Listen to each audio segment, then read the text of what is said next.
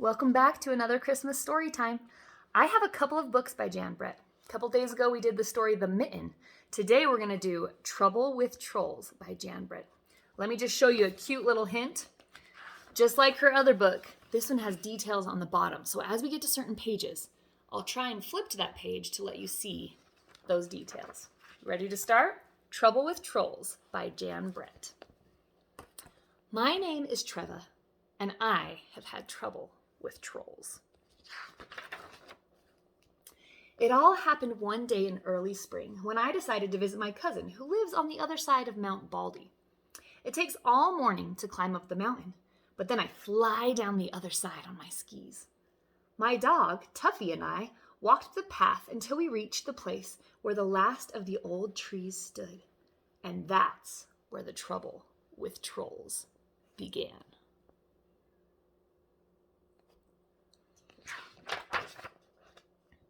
As we walked through the trees, something scuttled by. Tuffy ran after it. I heard a yelp, and there was Tuffy caught tight in the arms of a troll.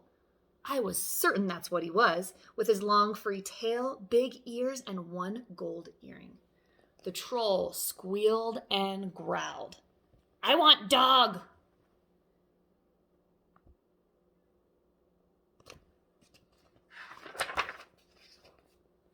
He waggled his ears back and forth at me. Then I had an idea. Maybe I could trick this greedy troll. "Go ahead, take the dog. I've got my beautiful mittens." And I reached up and warmed my ears as if I couldn't do without my mittens. The troll's eyes darted back and forth from Tuffy to my mittens. But it was too much. He had to have them. He dropped Tuffy, grabbed my mittens, and ran off.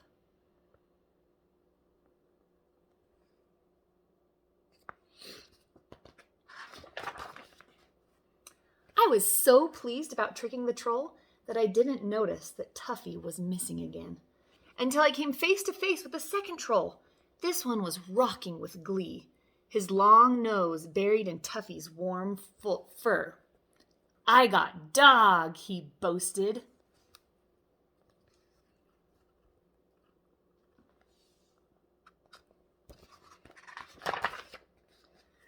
I shrugged. "Oh, you can have the dog," I said. "Just don't take my favorite pom-pom hat." I fluffed it up and dusted my nose with it. The troll's eyes lit up. He snatched the hat and scurried away as fast as he could go.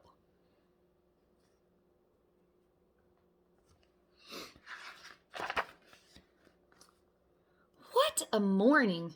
I had lived on Mount Baldy all my life, and I never had heard of anyone ever seeing a troll. It was time to take steps. "Tuffy," I ordered, "from now on, you follow me." What I didn't know, that a third troll was sneaking up behind us. I heard a noise.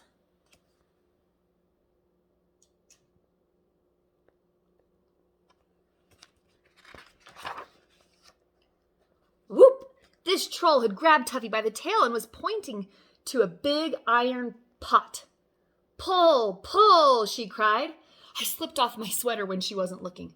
"Whew," I said. "That leaves my special puller." I put a rock down the neck of my sweater and pulled it by the arms to show how it worked. Trolls are dim, but this one was smart enough to see that my sweater was just the thing to drag her pot. She scampered away with it, and Tuffy and I listened to the bong, bong, bong of the pot bouncing down the mountain. Now, we couldn't see the top of Mount Baldy. Now we could see the top of Mount Baldy. What a relief! What we didn't know was we were walking toward double trouble. As Tuffy and I squeezed between two boulders, twin trolls jumped out. "Ha ha!" they bellowed together and pounced on Tuffy.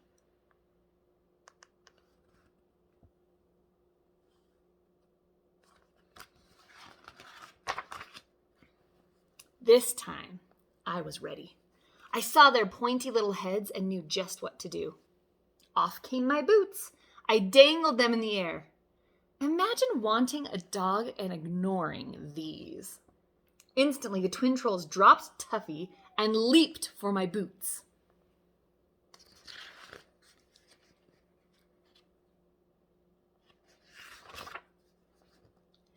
As they disappeared into the distance, I looked down at Tuffy. The top of the mountain was close. I'm not taking any chances. I'm going to carry you the rest of the way. Each step was harder. I held Tuffy tightly and kept going.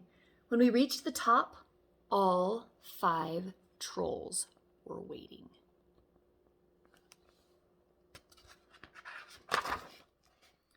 "We want Dog," they bellowed, and ran towards us. In the scuffle, they got Tuffy away from me. I closed my eyes to keep back tears. Then I knew what to do.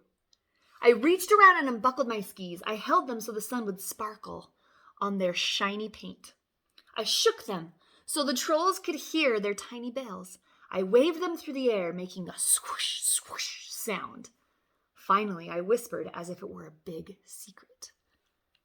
"I can fly with these."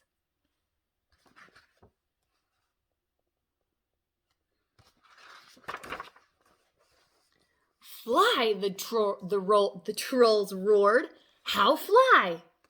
I picked up my ski poles. I blew on my hands to warm them. "Oh, I need my mittens to show you."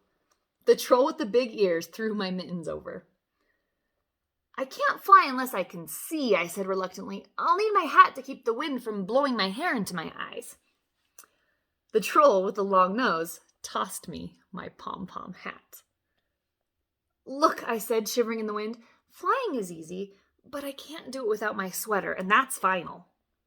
The other trolls stared at the troll with my sweater. She hesitated, but then she gave it to me.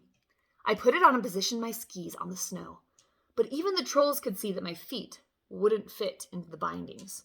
"I really need those boots," I said, reassuring the twins. Now I had everything back. My mittens, my hat, my sweater, my boots. I stood at the top of Mount Baldy, ready to go. I held a piece of yarn high in the air to test the wind for flying. It was too much for these greedy trolls. "Fly, fly, fly," they clamored. "I need you to push me." "Can't push," they cried. "Here, hold Dog." "Okay," I said, sighing. "I'll hold the dog." The trolls gave me one giant push. "Fly, fly, fly," they shouted at me. As we flew down the mountain, I could hear the trolls' cries change to wails of "Dog, dog, dog!" And as I looked back, all I could see was a pile of trolls shoving and pushing each other furiously around in the snow, arms flying, heads bumping.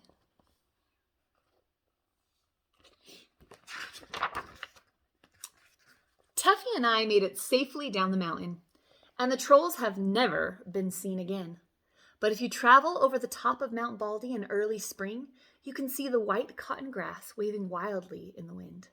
It's all that is left from the day I had the trouble with trolls. You know, there's another book where she meets some more trolls, and I think we'll get to that in a couple of days. I've got a couple more books by Jan Brett. Thanks so much for joining me today, and we'll see you tomorrow.